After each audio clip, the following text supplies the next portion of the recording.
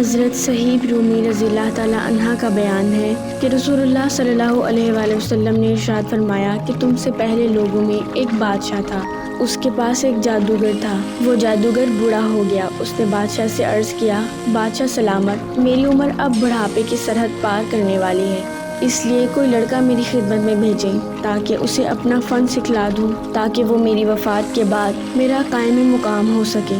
بادشاہ نے جادوگر کے ہاں جادوگری سیکھنے کے لیے ایک لڑکا روانہ کر دیا۔ راستے میں ایک راہب تھا، وہ راہب کے پاس بیٹھ گیا اور اس کا کلام سنا۔ راہب کی بات اس سے بڑی بھلی معلوم ہوئی۔ اس کے بعد جب لڑکا جادوگر کے پاس جاتا تو جاتے جاتے اس راہب کی خدمت میں بھی حاضری دیتا اور کچھ دیر کے لیے بیٹھا رہتا۔ اس وجہ سے جادوگر کے پاس پہنچنے میں تاخیر ہو جاتی۔ جب وہ جادوگر کے پاس پہنچتا تو اس کی پٹائی ہوتی تھی۔ لڑکے نے اس بات کی شکایت راہب سے کی تو اس نے یہ ترکیب بتائی کہ اگر جادوگر کی مار کا خوف ہو تو اس سے کہہ دینا کہ گھر والوں نے مجھے روک رکھا تھا، اور جب گھر والوں کا خوف ہو تو یہ بہانہ کر دینا کہ جادوگر نے روک لیا تھا۔ اس کے لیل و نہار اسی معمول کے مطابق گزر رہے تھے کہ ایک دن راستے میں ایک بھاری بھرکم جانور پر اس کی نگاہ پڑی جس نے لوگوں کی آمد و رفت میں رکاوٹ ڈال رکھی تھی۔ لڑکے نے اپنے دل میں کہا، آج میں جان لوں گا کہ جادوگر حق ہے یا راہب۔ پھر لڑکے نے ایک پتھر لے کر کہا، اے اللہ، اگر جادوگر کے مقابلے میں راہب کا طریقہ تجھے محبوب ہے تو اس جانور کو مار دے۔ یہ کہہ کر جانور کو پتھر دے مارا۔ اللہ کے حکم سے وہ بھاری بھرکم جانور وہیں ڈھیر ہو گیا۔ جب وہ لڑکا راہب کے پاس پہنچا اور اسے حقیقت حال سے آگاہ کیا تو اس نے کہا، اے بچے، اب تو مجھ سے افضل ہے۔ میں دیکھ رہا ہوں کہ تیرا معاملہ حد کو پہنچ چکا۔ ان قریب تجھے ابتلاء و آزمائش کا سامنا کرنا پڑے گا۔ اگر تجھے آزمائش میں ڈالا گیا تو میرا پتہ نہ بتلانا۔ پھر یہ حال ہو گیا کہ وہ لڑکا اللہ کے حکم سے پیدائشی اندھوں کو ٹھیک کرنے لگا۔ برس کی بیماری والے بھی اس کے علاج سے شفا یاب ہونے لگی۔ اس کے علاوہ بھی وہ ہر قسم کی بیماریوں کا علاج معالجہ کرنے لگا۔ اسی دوران میں بادشاہ کے ایک خاص آدمی کو جو اندھا تھا لڑکے کے کمالات معلوم ہوئے۔ بہت سے تحائف لے کر لڑکے کی خدمت میں حاضر ہوا اور بولا، اگر تو نے مجھے شفا یاب کر دیا تو میں یہ جو کچھ لایا ہوں تجھے دے دوں گا۔ لڑکے نے کہا، میں کسی کو شفا یاب نہیں کرتا، بلکہ شفا عنایت کرنا تو اللہ تعالیٰ کا کام ہے۔ اگر تو اللہ تعالیٰ پر ایمان لائے تو میں اللہ تعالیٰ سے تیرے لیے دعا کروں گا، ممکن ہے وہ تجھے شفا دے دے۔ وہ آدمی اللہ تعالیٰ پر ایمان لے آیا اور اللہ تعالیٰ نے اسے بنائی بخش دی۔ پھر وہ آدمی بادشاہ کی خدمت میں پہنچا اور حسب معمول اس کے پاس بیٹھ گیا۔ بادشاہ نے پوچھا، تیری بینائی کس نے بحال کر دی؟ اس نے جواب دیا، میرے پروردگار نے۔ بادشاہ طیش میں آ کر بولا، کیا میرے سوا بھی تیرا کوئی رب ہے؟ اس نے ڈٹ کر کہا، میرا اور تیرا رب صرف اللہ تعالیٰ ہی ہے۔ یہ سن کر بادشاہ بڑک اٹھا اور اس آدمی کو مسلسل دردناک سزائیں دیتا رہا، یہاں تک کہ اس نے عاجز آ کر لڑکے کا پتہ بتا دیا۔ اب بادشاہ نے اس لڑکے کو بلوا بھیجا۔ لڑکا حاضر ہوا تو بادشاہ نے کہا، ارے واہ، تیری جادوگری کا فن اس قدر کامیاب ہو گیا کہ تو نابیناؤں کو بینائی عطا کرتا ہے اور برس کے مریضوں کو ٹھیک کر دیتا ہے اور ساری بیماریاں تیرے علاج سے ٹھیک ہو جاتی ہیں۔ لڑکے نے کہا، بادشاہ سلامت، میں اپنی طرف سے کسی کو شفا نہیں دیتا، بلکہ اللہ تعالیٰ ہی مریضوں کو شفا یاب فرماتا ہے۔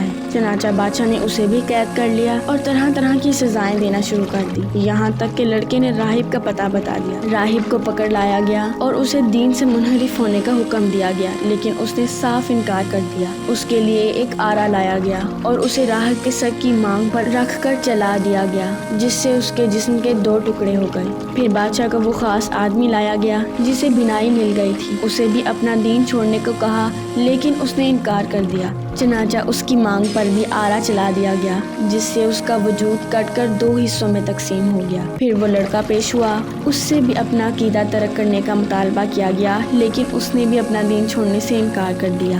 بادشاہ نے اس لڑکے کو اپنے سپاہیوں کی ایک ٹولی کے حوالے کر دیا اور حکم دیا کہ اسے فلاں پہاڑی پر لے جاؤ اور پہاڑی کی چوٹی پر پہنچنے کے بعد اسے اپنا دین چھوڑنے کو کہو۔ اگر یہ اپنا دین ترک کر دے تو ٹھیک ہے، ورنہ اسے دھکا دے کر نیچے پھینک دو۔ سپاہی لڑکے کو لے کر پہاڑی کی چوٹی پر چڑھ گئے۔ لڑکے نے دعا کی، الہی تو ہی کارساز ہے، ان لوگوں سے نپٹ لے۔ چنانچہ پہاڑ ڈگمگانے لگا، سارے سپاہی گر کر ہلاک ہو گئے اور لڑکا صحیح سلامت واپس بادشاہ کے دربار میں پہنچ گیا۔ لڑکے کو دربار میں دیکھ کر بادشاہ بہت حیران ہوا۔ اس نے پوچھا، تیرے ساتھ جانے والے سپاہیوں کو کیا ہوا؟ لڑکے نے جواب دیا، اللہ تعالیٰ نے میری کفالت فرمائی اور انہیں تباہ کر کے مجھے نجات عطا فرمائی۔ بادشاہ نے لڑکے کو دوبارہ اپنے مصاحبوں کی ایک جماعت کے حوالے کر دیا اور حکم دیا، اسے کشتی میں سوار کر کے عین سمندر کے بیچ لے جاؤ۔ اگر یہ اپنے دین سے باز آ جائے تو ٹھیک ہے، ورنہ اسے سمندر میں غرق کر دو۔ یہ جماعت لڑکے کو لے کر جب بیچ سمندر پہنچی تو لڑکے نے دعا کی، الہی تو ہی بے نواؤں کا سہارا ہے، میری طرف سے ان سے نپٹ لے۔ یہ دعا کرنا تھی کہ کشتی الٹ گئی اور بادشاہ کے حواریوں کی پوری جماعت ٹوٹ گئی، مگر لڑکا بادشاہ کے دربار میں صحیح سلامت واپس پہنچ گیا۔ بادشاہ نے چونک کر لڑکے سے کہا، تیرے ساتھ بھیجی گئی جماعت کا کیا ہوا؟ لڑکے نے جواب دیا، اللہ تعالیٰ نے میری طرف سے ان سے نمٹ لیا۔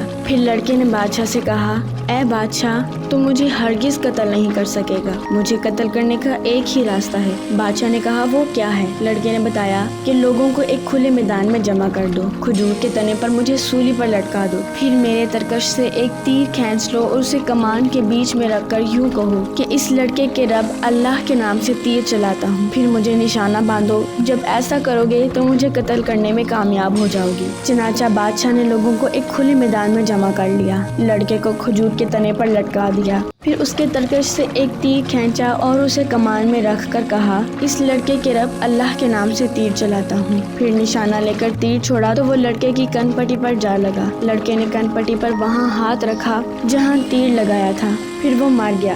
لوگ یہ ماجرا دیکھ کر رب کائنات کی حقیقت اور الہ واحد کی توحید سمجھ گئے اور بے اختیار پکار اٹھے کہ ہم اس لڑکے کے رب پر ایمان لائے، ہم اس لڑکے کے رب پر ایمان لائے۔ لوگوں نے بادشاہ سے کہا، آپ جس چیز سے ڈرتے تھے اللہ کی قسم وہ ہو کر رہا اور آپ کے سامنے آ گیا، اب سب لوگ اللہ پر ایمان لے آئے۔ بادشاہ طیش میں آ گیا، اس نے حکم دیا کہ سڑکوں کے کنارے کنارے خندقیں کھودی جائیں۔ اس کے حکم کی تعمیل میں خندقیں کھودی گئیں اور ان میں آگ بھڑکا دی گئی۔ بادشاہ نے حکم دیا، جو اپنے دین سے نہ پھرے اسے اس آگ میں جھونک دو یا اس سے کہو آگ میں کود پڑو۔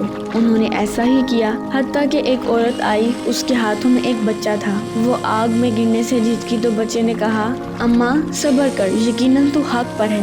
اسی واقعے کے پس منظر میں اللہ تعالیٰ کا یہ فرمانے عالی شان ہے کہ برجوں والے آسمان کی قسم اور اس کی قسم جس کا وعدہ کیا گیا اور حاضر ہونے والے کی اور حاضر کیے گئے کی قسم، ہلاک کیے گئے ایندھن بھری آگ کی خندقوں والے، جبکہ وہ ان خندقوں کے کنارے بیٹھے تھے اور جو کچھ وہ مومنوں کے ساتھ کر رہے تھے اسے دیکھ رہے تھے، اور انہیں ان مومنوں کا یہی کام برا معلوم ہوا کہ وہ غالب و بالا قابل تعریف اللہ پر ایمان لے آئے، وہ ذات کہ اسی کے لیے آسمان و زمین کی بادشاہت ہے اور اللہ ہر چیز پر شاہد ہے، بے شک۔ چنانچہ خاتون نے بے دڑک آگ میں چھلانگ لگا دی۔ اس بادشاہ کا نام ذو نواس تھا، اور علامہ ابن کثیر اپنی تفسیر میں فرماتے ہیں کہ اس ظالم و مغتصب بادشاہ نے صبح سے دوپہر تک 20,000 مومنین اور صادقین کو کھائیوں میں گرا کر شہید کر دیا۔